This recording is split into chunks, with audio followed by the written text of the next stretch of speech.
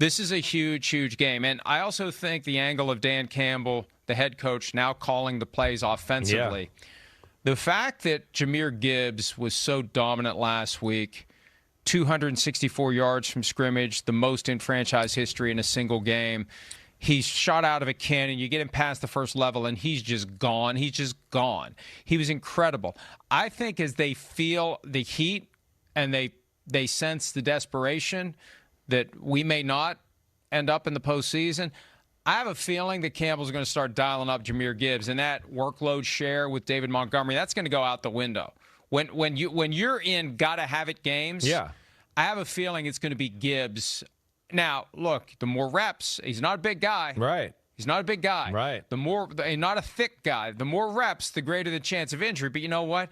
Yeah, hard to get injured. You can't catch him. Like, if you can't get a hand on him, you don't have to worry about him getting blown up in the middle of the line of scrimmage because they just can't touch him.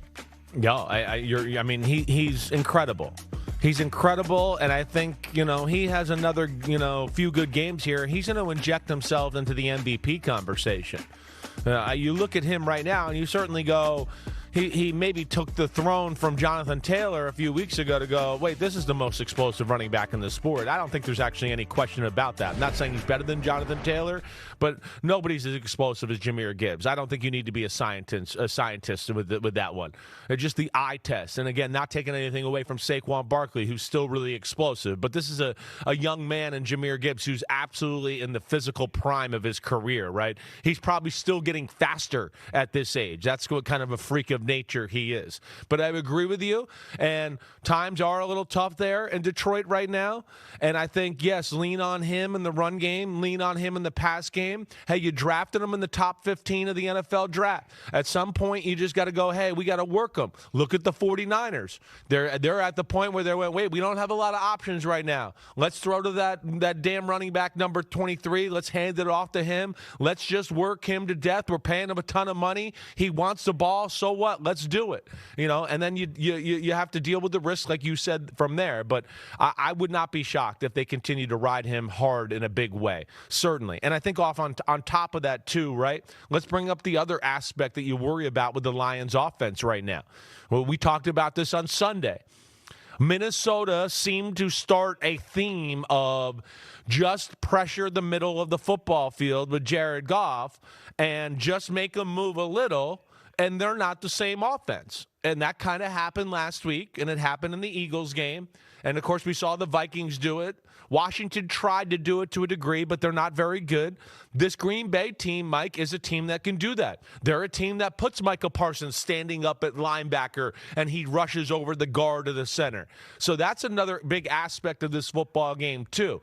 Yeah, the Lions got weapons, but, man, this this Green Bay defense, we know it's one of the best in football. That's for sure. And they have the recipe to disrupt Jared Goff up the middle, which we've seen when you do that, their offense kind of struggles, and he's certainly not the same player. Well, that's one of the byproducts of the surprise retirement of Frank Ragnow. You weaken the middle of the line of scrimmage offensively, and you create the opportunity to do the thing. And we were like, that was the old thing with Tom Brady. Rush him up the middle, pressure him up the middle, make him move. The quarterbacks that aren't able to run away from pressure and buy time with their legs, that's how you do it. You don't close the walls in. You open the door in his face. And that's what's been working. And the Lions are going to have a plan for that. On top of everything else, they're going to have a plan for getting rid of the ball quickly or finding a way to block those guys or get Jared Goff off the spot and throwing accurately. And in the passing game, I don't think Jameson Williams had a catch last week. No, he did not. That's a guy that they still can't get the ball to as much as they should. They just have too many weapons offensively. And I know Sam Laporte has been injured, but they've just got too many guys to distribute the ball to. And I was going to ask you earlier, as it relates to Jahmyr Gibbs, I was trying to think of a single running back other than Barry Sanders who was on the Lions during his time there. I can't think of one. You know why? They didn't use one. And if they did, it was just, give him a breather once every 3 drives. That's what they have to do with Gibbs. If I was a Lions fan, I'd be like, we have potentially our next Barry Sanders. Why aren't we using him like Barry Sanders was used? And you talked about the MVP conversation for Gibbs. I guarantee you this. If they used him the way the Eagles use Saquon Barkley, he would be in the MVP conversation. He'd possibly be the favorite or one of the favorites right now to be the MVP, because think of the numbers he'd have if they'd been using him all year long. That assumes he'd stay healthy. That assumes he doesn't wear down. But, we had all these other guys that have injury issues. There's never been an injury issue that I can think of with Jahmyr Gibbs, and maybe this is a chicken and the egg thing. But at some point, let's just go.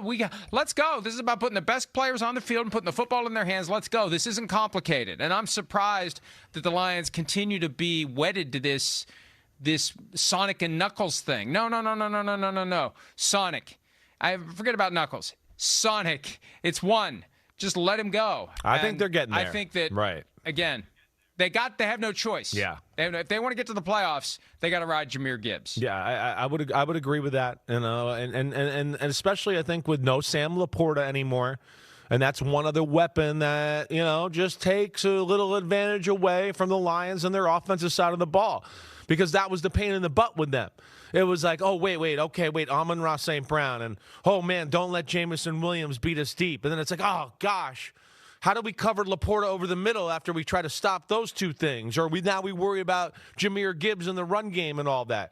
So that's where I feel like they'll lean on Gibbs too. Some of Laporta's catches are going to go, hey, let's design a little play for Jahmyr Gibbs over the middle of the field, a little option route, give him the ball. But he's certainly the biggest playmaker on their football team right now. And with a team that, yes, is not protecting like it did last year. There's no Kevin Zeitler there, right? They've had their interior part of their offensive line is not the same. And I think that's part of why maybe they haven't been as dominant in the run game, and it's part of why maybe they haven't been as good at protecting Jared Goff like we've seen. And that's been exposed a little bit. So we'll see. Now, off of that, Green Bay, they're not the most talented in the secondary. We've seen that, but damn, they're really good. They're not a team that I think is great in man-to-man, but they can do it. And, of course, they can pressure the quarterback to a point where you don't have all day to sit there and wait for people to get open anyways. So that'll be a big thing, too. I'm excited to watch that matchup right there. But, yeah, Green Bay does have some of the aspects of what we've seen to give the Detroit Lions some problems on the offensive side of the ball. Well, that's the early game, and we used to have. Wait, and one more thing too. Before we move to one other thing, like the Lions. How do you think the Lions' defense feels coming into this game? Right? After that, we just saw Jameis Winston absolutely torch them. 18 completions for how many yards was it? 366 on 18 completions. And now you got a team that's going to sit in the pocket and try to throw the ball down the field and do that. That's a little scary, too. That's where the game's awesome. Because you see a way of like, hey, a Green Bay offense not executing at its highest level, but it's a Detroit defense that will they dare you to make some plays and throws down the field. And Green Bay's kind of one of those teams that's like, hey, we'll dare us again. We like that. So that's where another thing that's going to be fun about the matchup, Mike. That's a great point. Now, with Jameis Winston, there was a willingness to throw caution to the wind because, his remaining chances to play are fleeting, and he's out there and he's having fun, and he's going to take those chances. I don't know that Green Bay is going to take those same chances with the trick plays. Yeah, that's sure. They were emptying the tool bag. Right. Mike Kafka's trying to win that job long term, so they were willing to do things that maybe the Packers will be, Kafka has nothing to lose. In Green Bay, if they don't make the playoffs, this goes back to the Ed Policy comments. He's the new team president from June, and the contract status of Matt LaFleur, the coach, and Brian Gutekunst, the GM. I just think there's going to be a little more hesitation to let it rip and take those chances. Less than what we saw from the Giants. I agree with you that element's there. And this is the other – look, this is the original short week game. And nobody ever pointed it out because it was accepted that football is going to be played on Thanksgiving, and the people that play on Thanksgiving played on Sunday. But you got Monday, Tuesday, Wednesday to get your act together, figure out how we're, I'm sure they already had like a loose plan for how we're going to deal with the short week. But when you factor in the information that comes from the most recent game, what do the Packers do? And how do they mimic, if at all, what the Giants did? But that's a flaw the Lions have. So, hey, maybe we get 41-38. Maybe we get one of these memorable high-scoring shootout games. But again, we used to have dinner early. I'm glad we move it a little later. I think I'm going to have to try to engineer it tomorrow so it lands in that limited window. Hi, it's Mike Florio. Thanks for watching PFT on YouTube. Hit subscribe for the latest news and analysis from Pro Football Talk.